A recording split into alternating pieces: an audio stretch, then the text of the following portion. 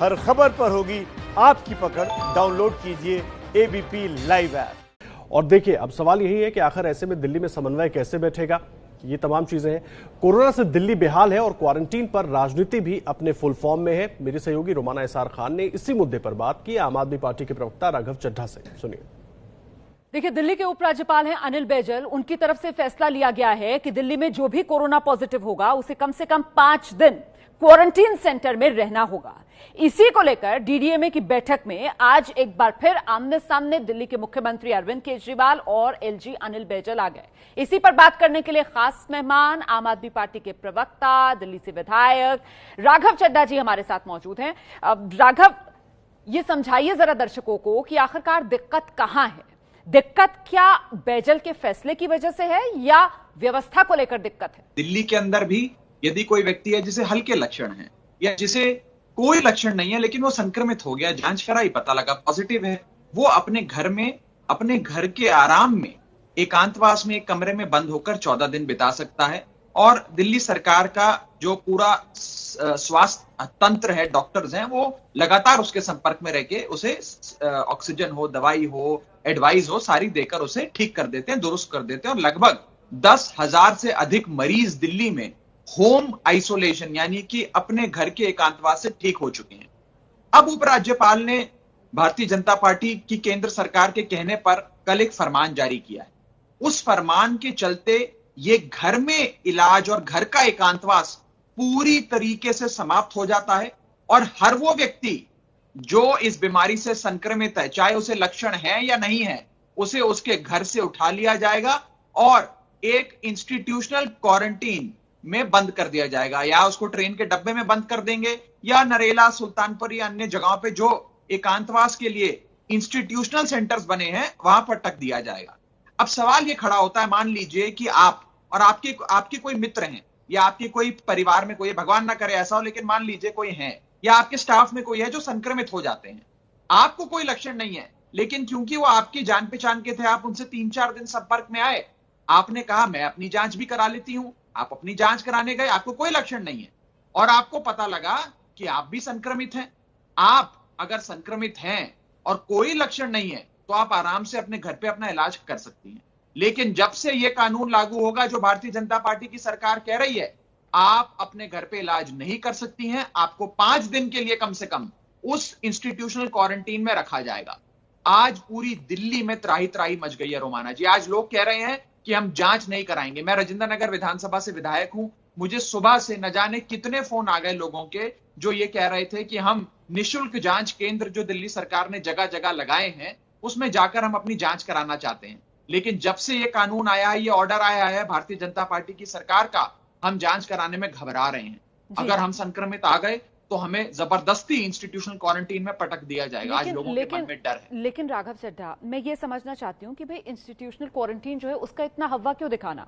पड़ोसी राज्य उत्तर प्रदेश है, एनसीआर, नोएडा हमारे सामने मिसाल है, यहां पर भी अगर कोई कोरोना पॉजिटिव आता है तो फिर उसको लेकर जाते हैं इंस्टीट्यूशनल क्वारंटीन में। तो आपने अच्छा सवाल किया। ये मेरे हाथ में माननीय सुप्रीम कोर्ट का ऑर्डर है 12 जून 2020 का, Rohit Bhalla versus union of India. Supreme court ने उत्तर प्रदेश की सरकार को फटकार लगाई और कहा कि आप ये कैसे होम आइसोलेशन यानी कि अपने घर में जो एकांतवास है उस कानून को समाप्त करके जबरदस्ती किसी के सर पे ये इंस्टीट्यूशनल क्वारंटीन का दबदबा दबा सकते हो, थोप सकते हो। सुप्रीम कोर्ट ने उत्तर प्रदेश की सरकार को फटकार लगाई और अगली डेट जुलाई में है जिस पर उत्तर प्रदेश की सरकार अपना जवाब सुप्रीम कोर्ट में रखेगी। ये वस्तुस्थिति है। और मैं ये कह रहा हूं, हम ऐसा कैसे हो सकता है कि पूरे देश भर में, देश के हर राज्य में रोमाना जी, हर शहर के अंदर आपको होम आइसोलेशन का प्रावधान है। जो व्यक्ति जिसे कोई लक्षण नहीं है या माध्यम से या धीमे लक्षण है, कम लक्षण है, हल्के लक्षण है, वो अपने घर पे आराम से रह सकता है, अपने एक कमरे में बंद होकर एकांतवास में, और ठीक हो सकता है।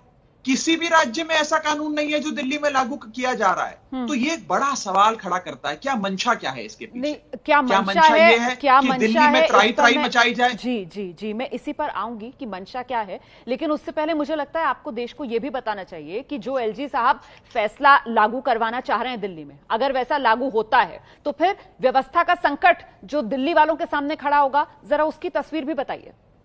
आपने ठीक सवाल किया। देखिए, सबसे पहली बात तो यह है कि अभी एसडीएमए की मीटिंग चल रही थी माननीय उपराज्यपाल की अध्यक्षता में।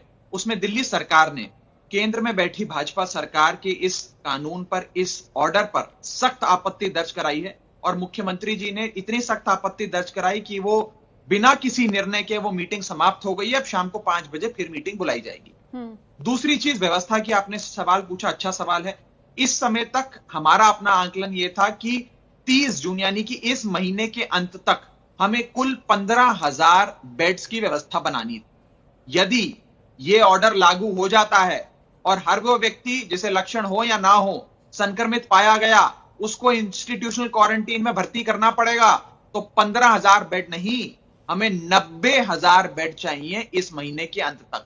कहां से आएंगे 90,000 बेड? 10 दिन पहले आप ऐसा कानून लागू कर देते हो, 8 दिन पहले महीना खत्म होने के, और बोलते हो कि नहीं जी अब आप इस कानून को लागू करिए। कहां से 90,000 बेड आएंगे? और मुझे एक बात बताइए, यदि आप और हम या जो भी आपका ये व्यूअर आपका ये शो देख रहा है, आपका इतना प्रसिद्ध टीवी शो और टीवी चैनल देख रहा है, यदि उस व्यक्ति को भगवान ना करे, ऊपर वाला ना करे, वो संक्रमित हो जाता है और दिल्ली में रहता है, तो उसे ट्रेन के डब्बे में 47 डिग्री में जो उन्होंने रेलवे कोच बनाए उसमें जाकर 5 दिन कम से कम रहना पड़ेगा। कौन रहना चाहता है वहां पे? कोई रेलवे के डब्बे में 47 डिग्री टेम्परेचर में जाकर रहेगा क्या रोमाना जी? एक व्यवस्था बनाई जा रही है दिल्ली में जिससे त्राही त्राही मचे और अभी तक की जो प्लानिंग, अभी तक का जो व्यवस्था है उसको बर्बाद किया जाए। मैं साफ तौर पे कहना चाहूंगा ये जो निर्णय है इस पर पुनर्विचार होना चाहिए, ये तो बड़ी इसे वापस लेना चाहिए। ये तो बड़ी प्रैक्टिकल प्रॉब्लम्स हैं जो आप बता रहे हैं, लेकिन आपको ऐसा क्यों लग रहा है कि ये प्रैक्टिकल प्रॉब्लम्स जब शाम में दोबारा बैठक होगी और एलजी साहब के सामने ये बात रखी जाएगी तो फिर वो आप लोगों की बात, क्या लग रहा है आपको, नहीं सुनी जाएगी क्या? देखिए, हम लोकतंत्र है, हम अपना विरोध दर्ज कराएंगे, हम ये बात रखेंगे और माननीय मुख्यमंत्री अरविंद केजरीवाल जी ने बड़ी मजबूती से अपना ये पक्ष रखा भी है उस मीटिंग में। मैं तो यही प्रार्थना करूंगा कि विवेक से फैसला लें उपराज्यपाल, और ये जो केंद्र सरकार, भारतीय जनता पार्टी की सरकार दिल्ली वालों से बदला लेने के लिए इस प्रकार का फैसला हम सबके सर पे थोप रही है, उसको वापस लिया जाए, उसको दरकिनार किया जाए। लेकिन अगर वो दरकिनार नहीं किया जाता है और वो फैसला स्वीकार लिया जाता है, अब हमारी रिजर्वेशंस के बाद, हमारे बहुत विरोध के बाद भी अगर उस फैसले को उपराज्यपाल लागू कर देते हैं, तो रोमाना जी मैं स्पष्ट शब्दों में कहना चाहूंगा, दिल्ली में जो स्थिति बनने जा रही है वो शायद देश में कहीं नहीं बनी है, दुनिया में कहीं नहीं बनी है। लेकिन किसी भी दुनिया के एक राज्य में एक फैसले पर, जिस पर अभी पूरी तरीके से मोहर भी नहीं लगी है, शाम में फिर से आप लोग बातचीत करेंगे, नहीं मोहर लग गई है, अभी आप उसको लेकर विरोध दर्ज कराएंगे ना, फिर अभी से आप उसे लेकर मोदी सरकार, केंद्र सरकार को क्यों घेर रहे हैं? क्योंकि भाई देश ने तो पिछले दिनों देखा किस तरीके से कोरोना के संकट काल में दिल्ली को उबारने के लिए खुद गृह मंत्री अमित शाह एक्टिव हुए। देखिए, मैं इसलिए भारतीय जनता पार्टी का नाम लेकर बारी बारी बोल रहा हूं क्योंकि ये जो कानून है या ये जो नया कानून दिल्ली में लागू होना जा रहा है, ये केंद्र सरकार के कहने पर हो रहा है, एक विषय। दूसरा विषय, और मैं इसलिए ये विरोध दर्ज करा रहा हूं क्योंकि ये सर्कुलर जारी हो चुका है। ऐसा नहीं है कि मीटिंग के अंदर निर्णय होना है कि इसको लागू करना है या नहीं करना, सर्कुलर जारी हो चुका है। राघव चड्ढा, आपने बहुत स्पष्ट शब्दों में अपनी बात रख दी है कि ये जिस तरीके का फैसला लिया जा रहा है उससे कहीं ना कहीं कोरोना के खिलाफ जो लड़ाई है उसमें दिल्ली कमजोर होगी। सियासी आर पार में केंद्र सरकार, आम आदमी पार्टी सरकार की घेराबंदी करने के चक्कर में इस तरीके के फैसले ले रही है, जिससे परेशानी केंद्र सरकार के फैसलों की वजह से दिल्ली सरकार की बढ़े, लेकिन दरअसल दिक्कत में आम आदमी दिल्ली का फंसता हुआ नजर आ रहा है।